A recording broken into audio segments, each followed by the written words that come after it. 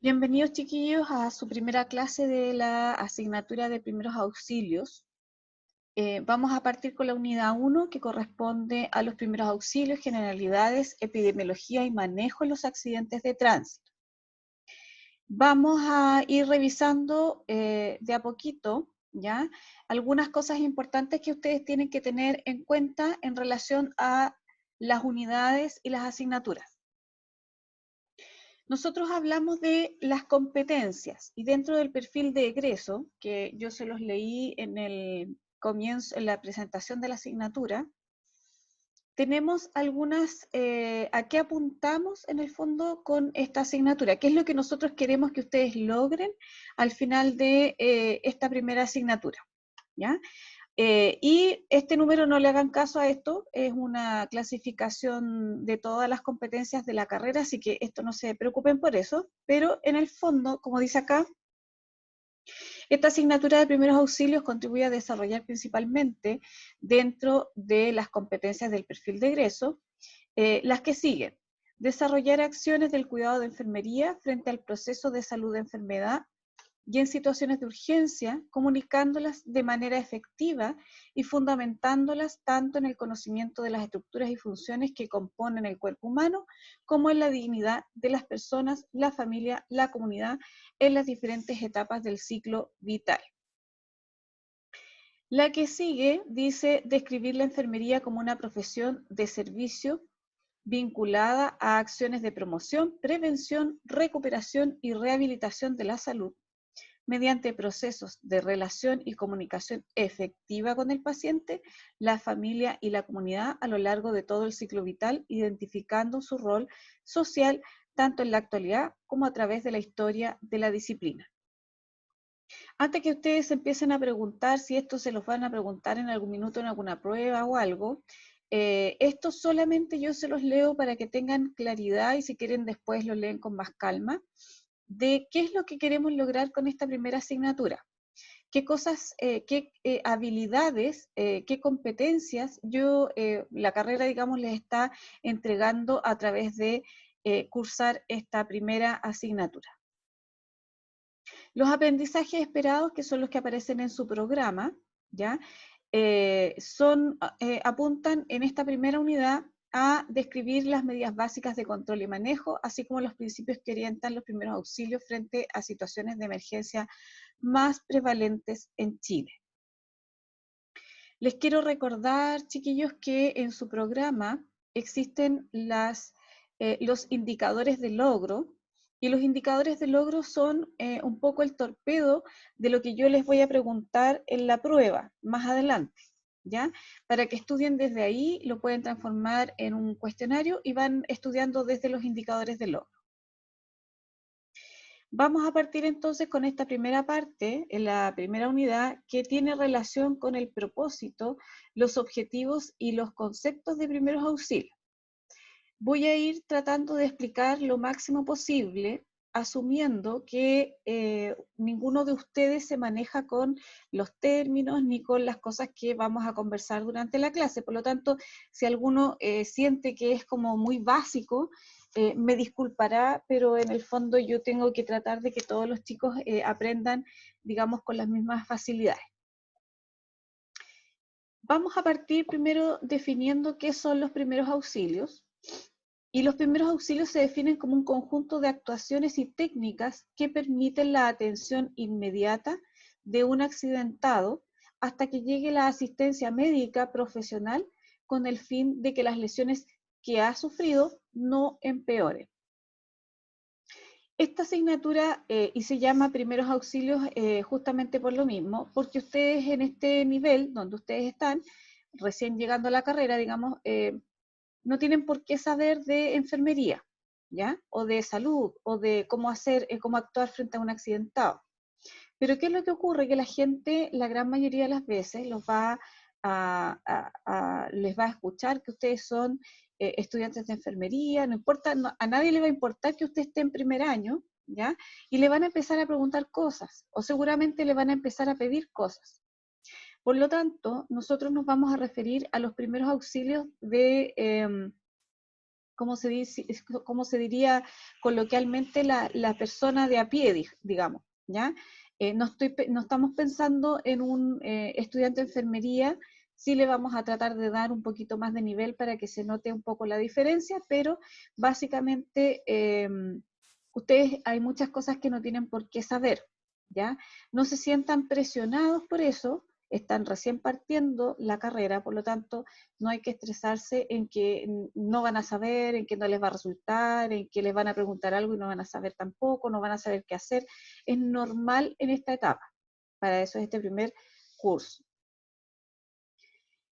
Los primeros auxilios se definen también como la asistencia o tratamiento iniciales que se dan a un accidentado o a quien sufre una enfermedad repentina, ¿ya?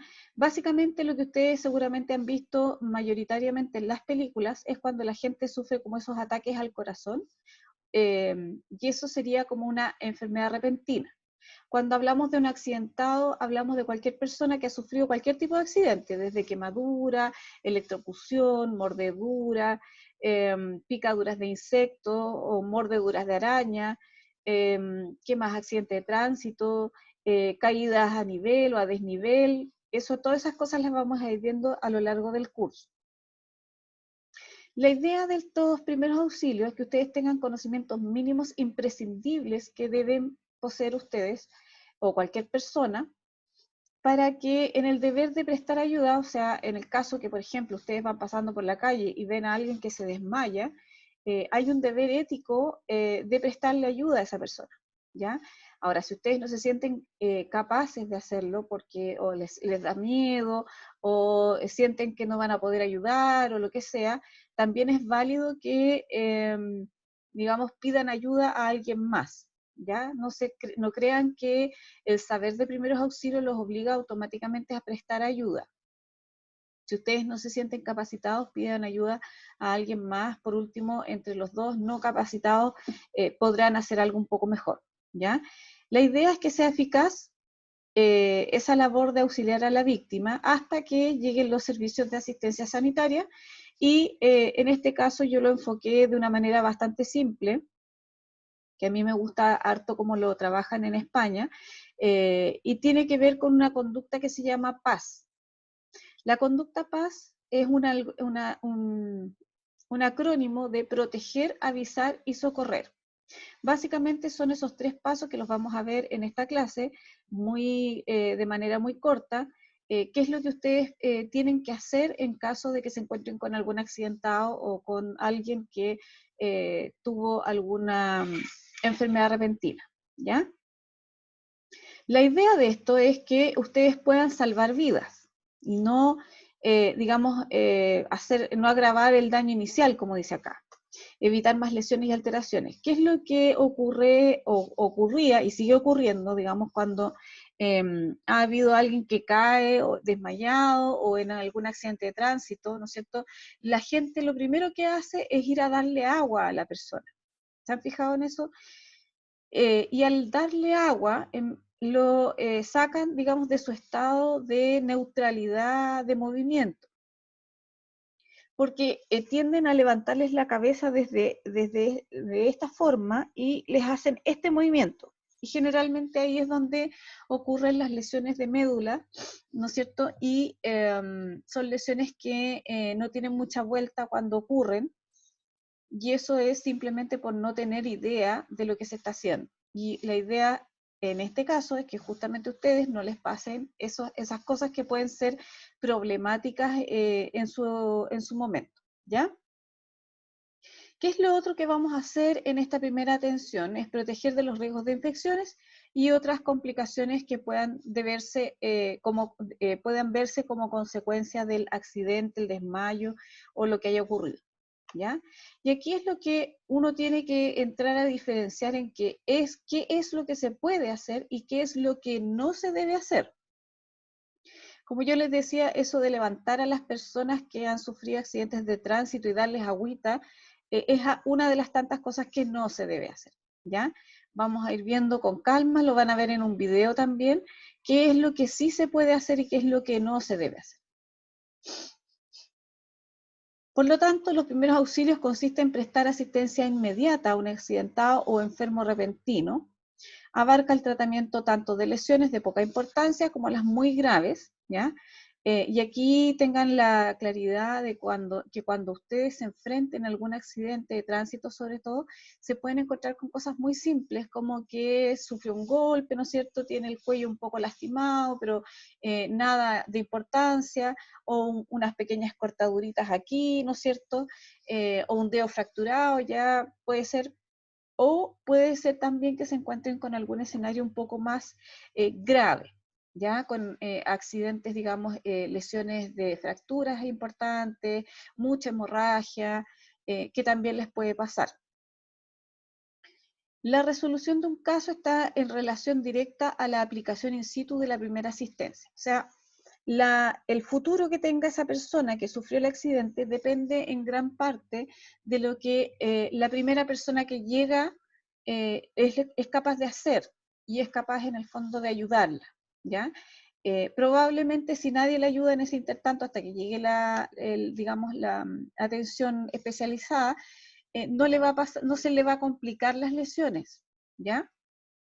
Pero en su defecto, si alguien sufre un accidente y se le intenta ayudar de mala manera, probablemente vamos a agravar las lesiones que ya ha sufrido. Dentro de los primeros auxilios, quien los presta, ¿no es cierto?, es el primer eslabón de una cadena de supervivencia.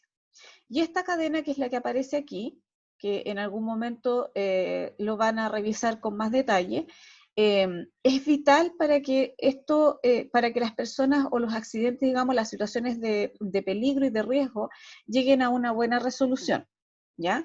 Y para eso hay 3 cosas importantes que uno tiene que hacer. Reconocer una situación de emergencia, o sea, darse cuenta cuando ocurre un accidente, un atropello o un desmayo. Evaluar la real gravedad, ¿ya? Hay que saber un poco, nadie les pide que sean expertos ni que hagan diagnóstico, pero sí que sean capaces de darse cuenta qué tan grave puede ser la lesión que tenga esa persona. Y dar el soporte, y ojo que aquí está la clave, inicial adecuado. Y el soporte inicial significa desde el momento en que usted lo encontró al accidentado hasta que llegan los profesionales de salud que les corresponde atender en caso de emergencia. ¿Ya? Aquí no hay que jugar al superhéroe, ni yo soy bombero, profesora, ni ninguna cosa. O sea, aquí hay que tener sumamente claras las responsabilidades porque, vuelvo a insistirles, una atención mal hecha por ignorancia, no por maldad, digamos, les puede traer muchos problemas en el futuro, ¿ya? Uno siempre tiene la buena intención de ayudar, yo no dudo de eso, pero a veces las buenas intenciones también causan daño sin que uno lo quiera. ¿Qué es un accidente? El accidente se define como una pérdida brusca del equilibrio funcional del organismo que puede suceder en cualquier circunstancia, como el trabajo, el hogar, el juego, ya en el caso de los niños, en momentos de ocio, ¿no es cierto? Cuando uno está, por ejemplo, de vacaciones y se va a la playa y se metió mucho al mar y se empezó a cansar y se empezó como a ahogar, eso también es un accidente. Conducción de vehículos, etcétera, etcétera. ¿Ya? Los accidentes tienen distintos tipos de escenario y de acuerdo al escenario en que se desarrollen, van a recibir distintos nombres. Por ejemplo, el más habitual es el accidente de tránsito, el accidente de trabajo, el accidente, digamos, escolar, el accidente por deporte de riesgo, etcétera, etcétera, etcétera. ¿Ya? Eso en general no creo que sea necesario que lo repasemos mucho, pero es importante que ustedes tengan más o menos esa idea. Vamos a hablar ahora de la epidemiología de los accidentes como tal, en general, ¿ya? Y la epidemiología tiene que ver con algunas estadísticas para que ustedes se hagan la idea en términos de números de qué es lo que pasa con los accidentes en Chile. Yo les traje 2 estadísticas que son bastante simples, no les traje todo porque en realidad lo importante que ustedes tienen que saber es lo que les voy a decir al final de leer estas diapositivas, ¿ya? En el caso general de los accidentes, son una gran amenaza, no solo para los niños, sino que también para los adultos, en cualquier situación. Constituyen una catástrofe para el niño y para su familia, cuando los accidentes son en los niños, y para la familia cuando son de adultos. Todos los accidentes ocasionan angustia y pena por la posibilidad de perder a un ser querido, sea de la edad que sea, además de los gastos y las pérdidas por tener que dejar de trabajar. ¿Ya? Hay que tomar en cuenta todas esas cosas. O sea, cuando uno se accidenta, no es tan simple, no es como que, choqué y ya, me quedé en la clínica. Uno cuando ya trabaja, generalmente los accidentes son bastante largos de recuperación. Por lo tanto, usted tiene que pensar que si tuvo un accidente de tránsito importante, donde estuvo hospitalizada, donde tuvo fracturas importantes, donde a lo mejor requiere rehabilitación, eso le va a significar estar por lo menos entre 3 a 6 meses fuera del trabajo. Y eso significa también que sus ingresos bajan considerablemente porque las licencias, ustedes saben que no necesariamente las pagan a tiempo o las pagan completas. Entonces, tiene bastantes cosas que a considerar y frente a todo lo que puede pasar después de un accidente, yo les recomiendo, chiquillos, que es mejor que se cuiden y efectivamente eviten cualquier posibilidad de accidente. Y aquí la típica frase que dicen todos los prevencionistas de riesgo es que todos los accidentes son prevenibles, ¿ya? No todos son previsibles. O sea, yo puedo en algún minuto no darme cuenta que voy a sufrir un accidente, pero si yo hubiese tomado las medidas de resguardo previas, probablemente no estaría en la situación de accidente en la que me encuentro en ese momento, ¿ya? Entre el 6 y el 20% de los niños son víctimas de un accidente anualmente. Eso quiere decir de que de cada 100 niños, 20 al menos van a tener un accidente al año, ¿ya? Y la cifra de muertes en accidentes de tránsito, esto solo para que se hagan una idea, traje solo las cifras de accidentes de tránsito para que no se me espanten. La cifra de muertes en accidentes de tránsito asciende a 1.555 durante el año 2019, ¿ya? Que eso es mucho, es mucha gente. O sea, en el fondo no debiera morir nadie por accidentes de tránsito. Y en Chile están muriendo 1.555 personas. Ahora, a modo global, y aquí tenemos que considerar todos los tipos de accidentes, los accidentes en todas sus formas conforman la primera causa de muerte en Chile por causas que no son de enfermedad, ¿ya? Por lo tanto, es un problema que nosotros tenemos que saber enfrentar y que tenemos que saber también que tiene sus particularidades cada tipo de accidente. En esta clase solo nos vamos a referir en general a los accidentes de tránsito. En el caso de los primeros auxilios y los accidentes de tránsito, están encaminados a trabajar o a asistir en lesiones graves, y en ese caso el objetivo es el de mantener la vida hasta la llegada del personal sanitario calificado, y eso es súper importante que lo entendamos. Y aquí es donde yo les digo que traten de no ser superhéroes, porque no siempre se puede. A veces uno llega a un lugar de accidente, me ha tocado, ¿no es cierto? Y uno tiene que entrar a priorizar a quién atiende primero, porque el que está con lesiones más graves, el que está sangrando más, probablemente no va a alcanzar a vivir hasta que llegue la asistencia calificada. En lesiones de menos importancia, ¿no es cierto? El objetivo de estos primeros auxilios va a ser evitar que se presenten las complicaciones. Dentro de los principios básicos, cuando uno asiste o atiende o acude, ¿no es cierto?, a ayudar en algún accidente, tenemos varias cosas. Y no se desesperen tampoco por esto, porque esto se va adquiriendo con el tiempo, ¿ya? En general, a uno como que esto se le olvida, pero hay cosas básicas que uno tiene que tener presentes. ¿Cómo qué? Primero, no hay que desesperarse, ¿ya? La gente que se desespera frente a un accidente o frente a una situación de emergencia, generalmente no funciona y no piensa. ¿ya? El estrés, el miedo y todo eso hacen que las personas en general no respondan bien de manera racional a las situaciones. La serenidad no implica que ustedes sean lentos como una tortuga, ¿ya? Uno tiene que ser bastante tranquilo, pero además entender que cada segundo cuenta en cualquier accidente. O sea, tenemos que ser rápidos en el actuar y para eso tenemos que estar tan enfocados y tan calmados que nos permita esa rapidez.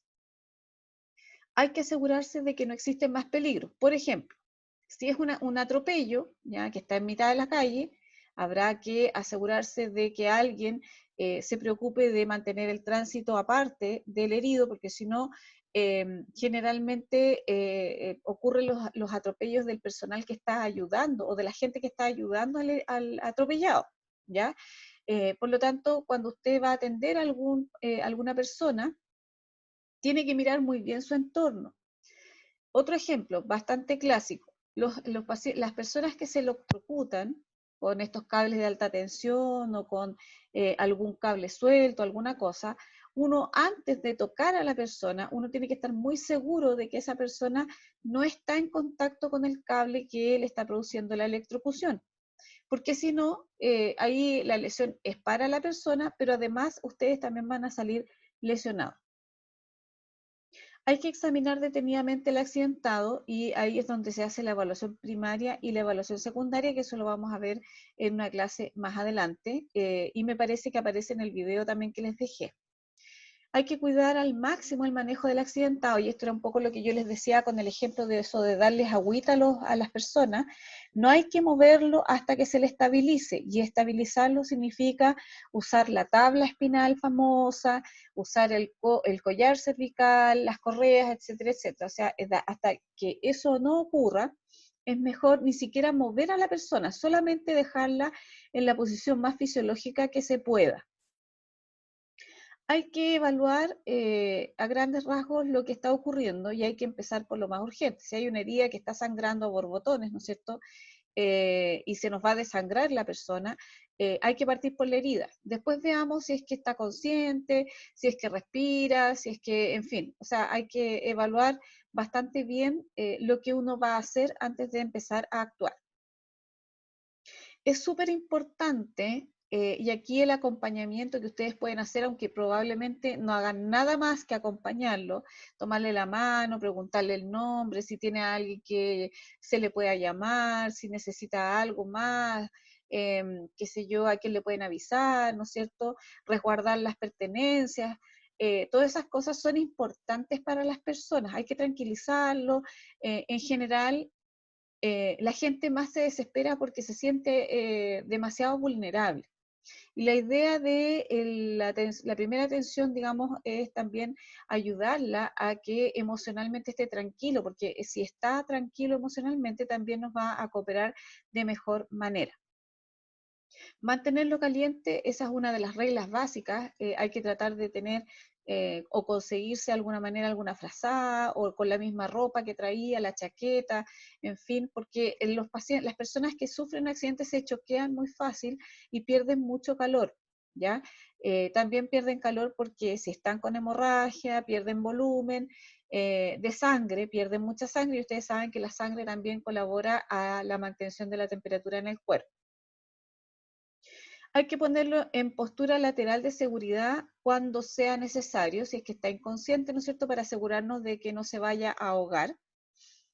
Hay que procurar atención médica lo antes posible, hay que avisar a través del teléfono, ¿no es cierto?, o pedirle a alguien de manera clara que llame por teléfono, ¿no es cierto?, a los números de emergencia que se los dejé al final de esta PPT.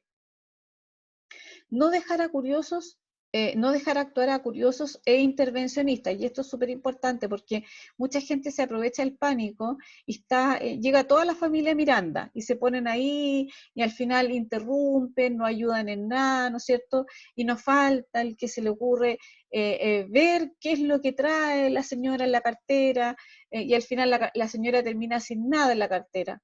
¿Ya? Eso es súper importante también, cuidar las pertenencias de las personas. Están en un momento sumamente vulnerable y hay que tratar de protegerla. Y esto es un poco lo que yo también les decía, no darle de comer ni de beber, nada, nada, nada, ni siquiera la cucharadita de azúcar, el agüita de, ¿no es cierto?, con azúcar, ninguna cosa, nada, nada, nada, nada, hasta que no llegue la ayuda y efectivamente diga que se le puede dar algo. Y generalmente no se puede hasta que la persona es llevada al centro asistencial y es evaluada porque puede tener lesiones internas que no estamos viendo y al final vamos a producir más daño que el bien que le vamos a hacer dándole esa famosa agüita con azúcar, ¿ya? No medicarlo, por supuesto. Aquí ninguno de nosotros es médico, por lo tanto la indicación en Chile por parte de las enfermeras todavía no es legal, así que no hay nada que indicar, ni que le voy a dar algo para el dolor, o una pastillita para el susto, ni ninguna cosa, ¿ya? Y lo más importante, que era lo que yo les decía, es acompañar siempre a la persona, no dejarla nunca sola, preocuparse de las pertenencias, preocuparse si requiere de que ustedes llamen a alguien, de que avisen a alguien, o simplemente hablarle y acompañarlo en el momento que es un momento donde están bastante vulnerables. La asistencia a los accidentados, hay que tener en cuenta algunas cosas básicas, como por ejemplo cuando se debe realizar una atención sanitaria hay que tomar la precaución, si es que se puede, ¿no es cierto? Porque no siempre cuando uno va en la calle va a encontrar un lavamanos, pero sí puede tener un alcohol gel en la mochila, por ejemplo, lavarse bien las manos con agua y jabón, si es que hay agua y jabón, antes y después de la actuación. Generalmente, y la sangre es súper alaraca,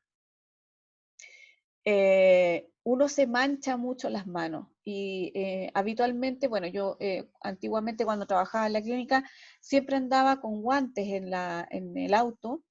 Y pucha que me sirvieron porque me tocaron varios accidentes cuando iba o cuando venía, y como uno anda con el uniforme, yo por lo menos no me sacaba la chaqueta del uniforme, a uno al tiro le piden que ayude, ¿ya?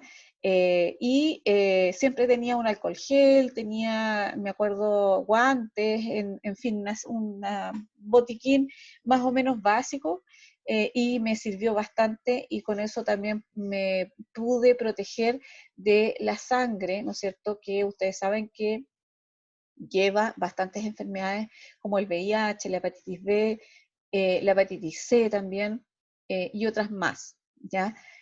Por lo tanto, hay que tratar de protegerse siempre las manos con guantes o una bolsa de plástico si es que no tienen guantes. Yo les sugiero, chiquillos, que siempre anden o con bolsas en la mochila o con un par de guantes si es que quieren andar preparados.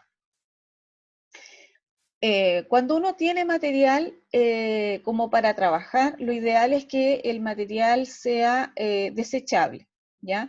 Que esté previamente esterilizado. Esto ya es cuando uno tiene, digamos, un botiquín un poquito más elaborado. Como yo les decía, el tema de los guantes implica la prevención de infecciones por virus de hepatitis B y hepatitis C, el virus de la inmunodeficiencia humana, el VIH, ¿no es cierto? Las medidas de prevención para evitar el contagio por por estos microorganismos son utilizar material desechable de un solo uso, no compartir material de cura entre dos accidentados. O sea, si yo trabajé con una caja de curación o una pinza o lo que yo haya estado trabajando con una persona con un accidentado, yo no puedo tomar esa misma pinza y llevármelo al otro accidentado porque ahí estoy repartiendo bichos para todos lados, ¿ya? Eh, Evitar el contacto directo con la sangre del accidentado si es que es posible. A veces, lamentablemente, no es posible y uno se mancha entero, pero tratar que por lo menos las manos queden libres de cualquier sangre o fluido, no solo sangre, ¿ya? Actuación general frente a una situación de emergencia, y aquí está el acrónimo de PAS, de proteger, avisar y socorrer. ¿Proteger a quién? Al accidentado, a uno mismo y a los demás. Lo que yo les explicaba, ¿no es cierto? Y aquí aparece el tema del cable y el shock eléctrico, que aquí aparece el señor, ¿no es cierto?, con una silla de madera, que es lo indicado, un palo escoba de madera, ojalá, alejando al niño de la fuente de electricidad que le está causando el shock eléctrico. Avisar a los servicios de atención sanitaria, en nuestro caso la ambulancia es el 131, ya lo vamos a ver al final, y la última que es socorrer al accidentado o al herido, y ahí es donde uno hace todas las primeras inspecciones, le habla, ve si está consciente, etcétera, etcétera, etcétera. La secuencia PAS, y aquí está un poquito más desglosado, lo mismo que ya les comenté. La P corresponde a proteger. Después de cada accidente puede persistir el peligro que lo originó. ¿Ya? El ejemplo más claro, ¿no es cierto?, son los choques eléctricos, es la imagen que ha salido en todas las láminas. Necesitamos hacer seguro el lugar, evitar, ¿no es cierto?, si es que en este caso está en el baño, hay agua en el piso, se está electrocutando con algo, y lo que hay que hacer ahí, nuevamente el palo de escoba, alejar a la persona de la fuente que está originando el daño. Si hubiera algún peligro, aléjelo de usted y del accidentado, o sea, estamos hablando del peligro, hay que alejar al peligro de nosotros. Y de no ser posible, aleje al accidentado del peligro. Era un poco el ejemplo que yo les daba cuando está atropellado, ¿no es cierto?, en mitad de la calle. Hay dos opciones: o se detiene el tránsito por alguien que esté muy atento, o tratar de con el menor movimiento posible, moverlo hacia la orilla de la vereda, ¿ya? Cosa de que no pasen los autos por encima, o puede ser que no vean a las personas que están tratando de ayudar y los vayan a atropellar. La A de avisar, dar aviso a los sistemas de emergencia, ¿no es cierto? Hay que identificarse con nombre y teléfono, porque eventualmente se puede cortar la llamada y van a necesitar devolver la llamada para poder continuar con la atención. ¿Qué es lo que hay que informar? La dirección exacta, dar referencias para localizar el lugar, no sé, pues, Universidad Pedro Valdivia, sede huérfano, al lado del registro civil, o Metro Santa Ana, no sé, algo que oriente, ¿no es cierto?, a las personas para poder encontrar el lugar con facilidad. Número de personas accidentadas, siempre es bueno hacer un catastro de cuántos accidentados hay. Tipo de víctimas y lesiones, si fue un accidente de auto, si fue una caída, digamos, de altura, si fue, no sé, pues, un atropello. Hay que tratar de dar ciertas luces de qué es lo que pasó, y si uno no lo tiene claro, decir, mire, yo llegué y ya estaba inconsciente, tirado en el suelo, no sé qué es lo que pasó, punto, ¿ya? No inventen información que no saben, porque puede ser riesgoso para la persona que ha sufrido el accidente. Los peligros que pueden, digamos, hay que avisar también de los peligros que pueden empeorar la situación. Por ejemplo, no sé, pues perros vagos o animal salvaje, no sé, pues, o qué sé yo, eh, no sé, o un puente que está a punto de caerse. eh, Pueden imaginarse ahí un montón de situaciones que pueden agravar la situación y la llegada también de los servicios de emergencia. Antes de colgar, hay que comprobar, ¿no es cierto?, que la información que yo le di a la persona que está al otro lado de la línea le haya llegado de manera correcta, ¿ya? Y para eso hay que pedirle a la persona que repita lo que uno dijo. Generalmente las operadoras de los servicios de emergencia están entrenadas como para eso, y ellas mismas dicen, van chequeando la información en el momento y la van repitiendo, ¿ya? Así que en ese sentido, no traten de no terminar la llamada hasta que no les digan que ya pueden colgar. La S es de socorrer, ¿no es cierto? Y aquí volvemos a los principios de mantener la calma y tranquilizar a la víctima, ¿ya? No mover al accidentado en lo posible, porque como se ve acá, ¿no es cierto?, en la ilustración, si movemos a un accidentado con una fractura, podemos desplazar esa fractura y hacerla más grave de lo que ya es, ¿ya? Entonces tratar de no moverlo, o ahí ustedes van a ver en el video que lo que se hace generalmente es tratar de poner las extremidades en posición lo más fisiológica posible. Ya van a aprender qué significa eso también. Exploración primaria de los signos vitales. Tenemos toda una clase de signos vitales que viene un poquito más adelante. Y exploración secundaria de los síntomas. si tiene dolor, si sangra, si está mareado, si se siente, no sé, pues, con frío, o si tiene calor, o si convulsiona. Todas esas cosas hay que estar atentos para poder tener la información para el momento en que lleguen los servicios de emergencia. Y con eso, chiquillos, terminamos esta primera parte de la unidad 1, que corresponde, ¿no es cierto?, a los accidentes de tránsito. Y antes de pasar al otro tema, quería recordarles, ¿no es cierto?, todas las campañas que se han hecho en relación a los accidentes de tránsito, las campañas que ha hecho Carabineros, las campañas que ha hecho la CONACET, ¿no es cierto?, y distintas agrupaciones de accidentados y de familiares de accidentados. Hay algunas leyes que se han dictado en función de algunos accidentados emblemáticos como, o fallecidos emblemáticos, como por ejemplo la ley Emilia, ¿ya? Y si alguno de ustedes quiere averiguar un poquito más, pueden buscar, googlear, ¿no es cierto?, las campañas de publicidad o las campañas para prevenir los accidentes de tránsito. Una de las medidas que se introdujo para la detección precoz de los riesgos de sufrir un accidente de tránsito fue el famoso Alcotest, ¿ya? El Alcotest, que ustedes saben, seguramente a más de algunos se lo habrán tomado o habrá visto, ¿no es cierto?, cómo se toma, que se hace soplar en un aparatito, ¿no es cierto?, como una pistolita, y va midiendo la cantidad de alcohol en la sangre. Y el alcohol es uno de los factores de riesgo más importantes para los accidentes de tránsito. Yo diría que el 90% de los accidentes de tránsito tiene algún componente de alcohol involucrado. Y desde hace unos 5 años atrás también estamos hablando de las mezclas de alcohol y drogas, ¿ya?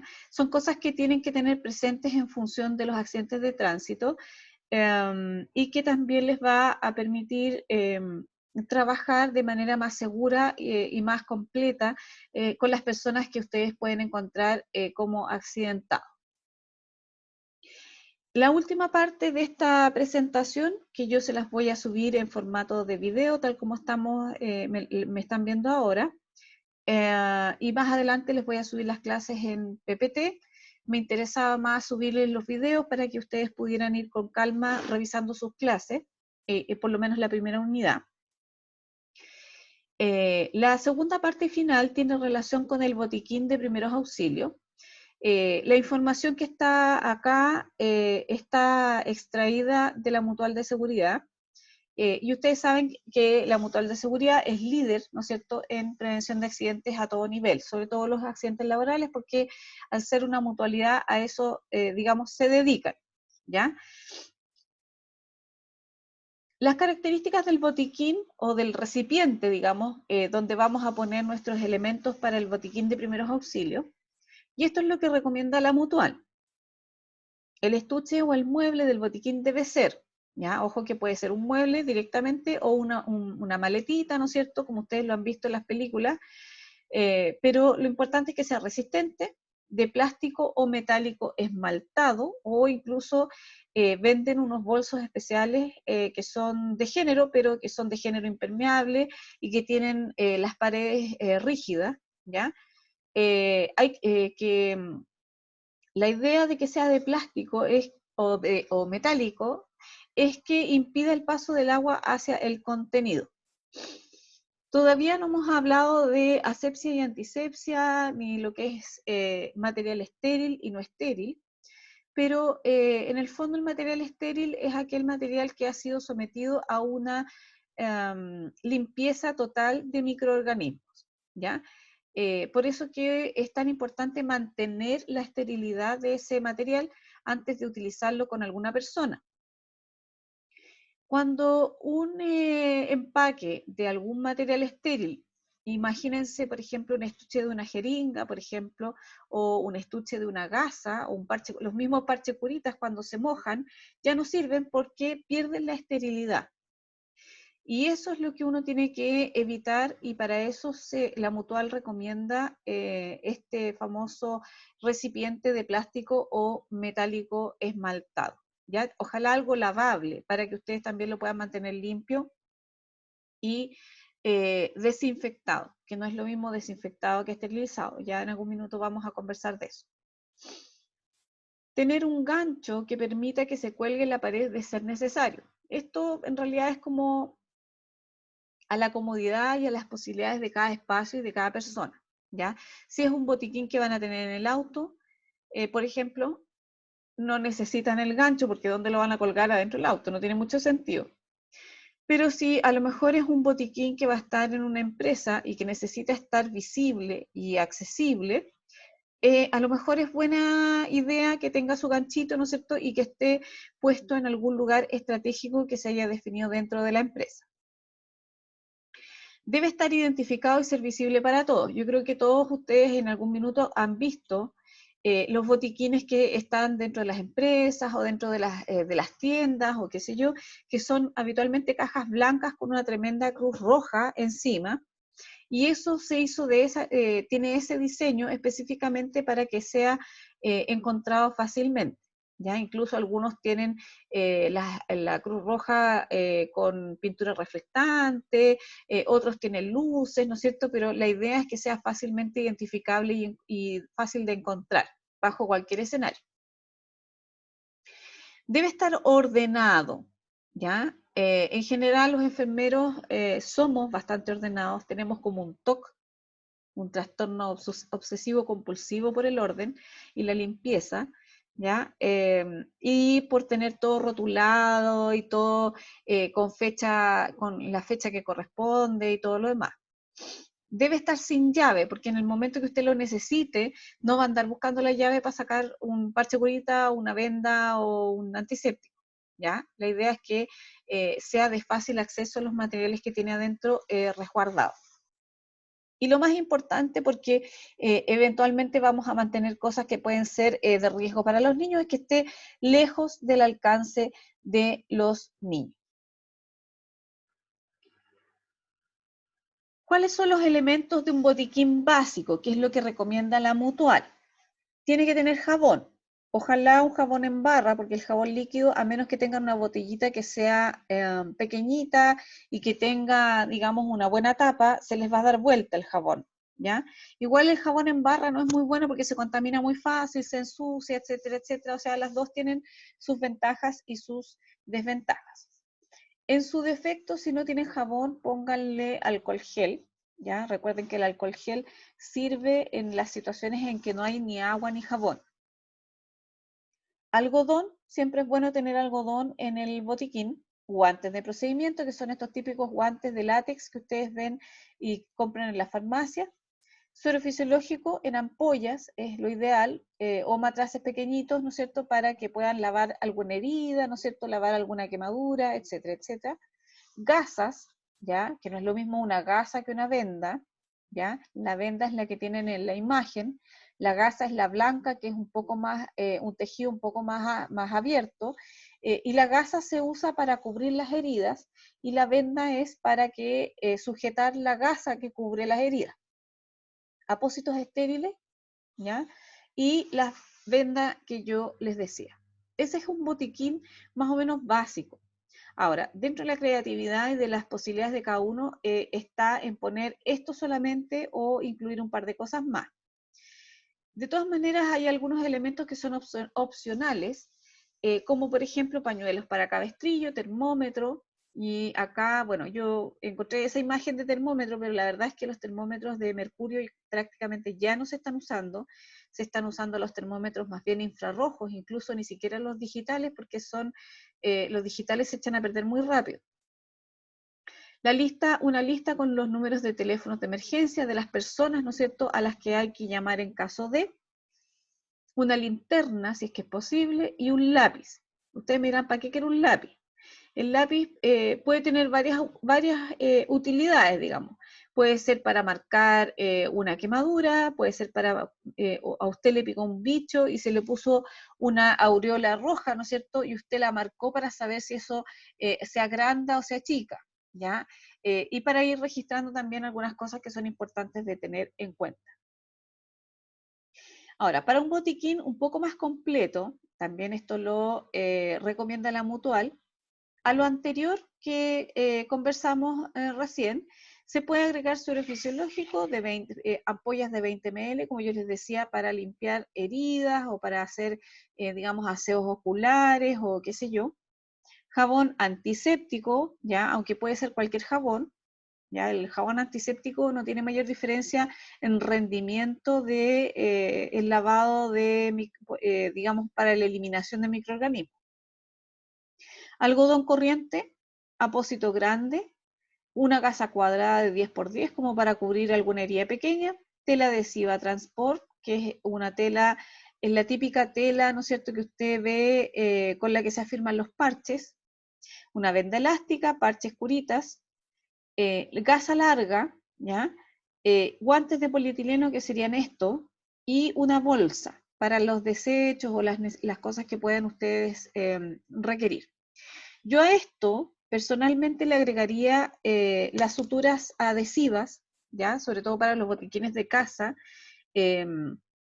Los niños en general, cuando se caen, se hacen heridas. Antiguamente uno tenía que correr al hospital para que le suturaran, le pusieran un par de puntitos, uno, dos, qué sé yo, pero si no, es más fácil usar estas suturas adhesivas, los famosos Steri-Strip, que ustedes pueden buscarlo, que tienen una marca determinada, pero hay varias que son de distintas marcas.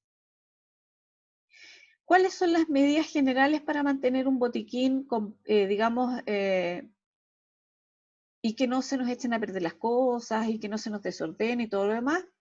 Lo primero es mantener el botiquín ordenado y limpio. Por eso que es importante que el recipiente donde esté todo sea, ojalá, lavable e impermeable. Verificar con una lista todos los elementos que lo componen, ¿ya? Revisar las fechas de vencimiento de los insumos, eso es súper importante, ¿ya? ¿A quién no le ha pasado que de repente busca un parche curita en la casa y resulta que cuando lo encuentra, el parche curita ya está sin envoltorio, ya no tiene adhesivo, y uno dice, chuta, ¿y cuándo compré este parche curita? Hace como 1000 años atrás, ¿ya? Es súper importante revisar las fechas de vencimiento de las cosas. El material estéril dura estéril un cierto tiempo, no es eterno, no es que se esteriliza y nunca más se necesita esterilizar. Tiene un tiempo de duración y eso hay que estar al pendiente porque si ya venció hay que reesterilizarlo o en su defecto usarlo como material limpio y no como material estéril, ¿ya? Los teléfonos de emergencia, para que ustedes los tengan claros, y se los puse así por una razón. Para que ustedes se los aprendan más fácil, no sé si esto lo saben o no, pero van por número, digamos, ¿ya? El 131, que siempre es la ambulancia, la primera que se llama, por eso que es 131. El 2, que son los bomberos, ese es el orden en que uno llama, 132, ¿ya? Y 3, que es carabineros, que es el tercer ente o institución, digamos, a la que uno llama en caso de algún accidente o alguna emergencia. A menos que a uno la estén asaltando, por supuesto que ahí el primero que uno va a llamar es a carabineros, no va a llamar a los bomberos ni a la ambulancia, ¿cierto? Pero en caso de un accidente, ese es el orden, por eso se los puse así, de esta manera, y por eso la flecha va hacia arriba. 131, la ambulancia, ahí está el 1, 132, bomberos, el 2, y 133, que es carabineros, ¿ya? Y ese es el orden en que ustedes tienen que llamar y marcar en caso de accidente. Si en caso de otra cosa, verán, dependiendo, si es un incendio, por ejemplo, no van a llamar a la ambulancia o no van a llamar a carabineros. No tiene mucho sentido, ¿me explico? Pero está pensado para que la gente recuerde los números de manera fácil y sepa en qué orden tiene que llamar, ¿ya? Siempre el 131 es primero, en caso de accidente, ¿de acuerdo?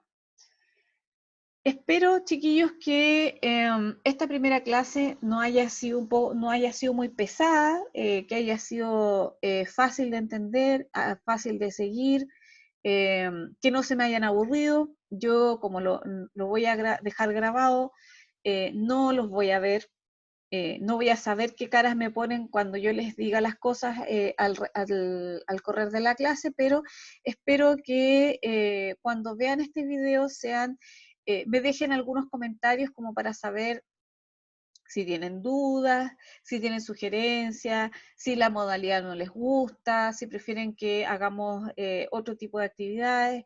Todas esas cosas las pueden dejar en el foro que va a aparecer a continuación del video. Va a aparecer primero este video que es, digamos, la clase en sí, la primera unidad. Y a continuación de esto va a estar el video, que es un video que yo seleccioné de YouTube, ¿ya? No es un video mío, que les va a ayudar, es un recurso más para que ustedes puedan visualizar cómo se atiende un accidente de tránsito.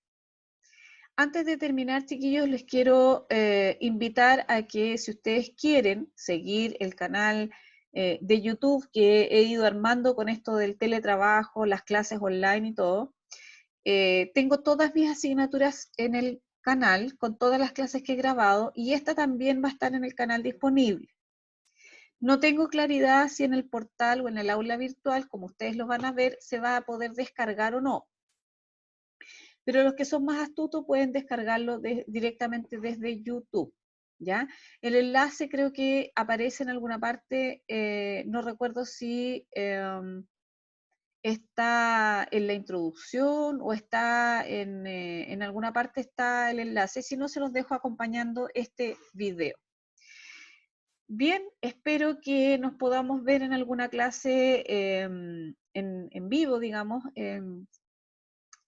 Ha sido complicado para ustedes, me imagino, el empezar clases sin haber visto a sus profesores, pero por eso yo escogí esta modalidad, porque por último, para que me escuchen, me conozcan, digamos, la forma de hablar, etcétera, etcétera, porque eso también es importante y les ayuda a fijar el conocimiento que van a ir adquiriendo. Así que los dejo invitados, chiquillos, a seguir su aprendizaje online. Vayan marcando sus actividades una vez que las realizan, ¿ya? Recuerden revisar su planificación lectiva para que se vayan ubicando en términos de las horas y las fechas por semana en que vamos a tener algunas actividades. Así que hasta aquí los dejo, chicos.